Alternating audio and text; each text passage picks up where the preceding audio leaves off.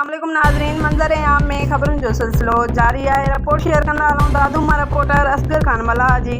SBL connect bank manager Dadu Javed Chandio पारां गैर कानूनी मुतालबा मञण खां इनकार करण ते एहसास किफ़ालत प्रोग्राम की किस्त हलाईंदड़ 22 खां वधीक रिटेलरनि जूं डिवाइसूं आईडियूं बंदि करण खिलाफ़ डिवाइस रिटेलरनि ज़ामिन अली, हाफिज़ लिगारी, फारूक रज़ा, सखावत लिगारी समेत ॿियनि हथनि में बैनर ऐं डिवाइसूं खणी प्रेस क्लब जुही अॻियां सख़्त एहतिजाजी मुज़ाहिरो कयो।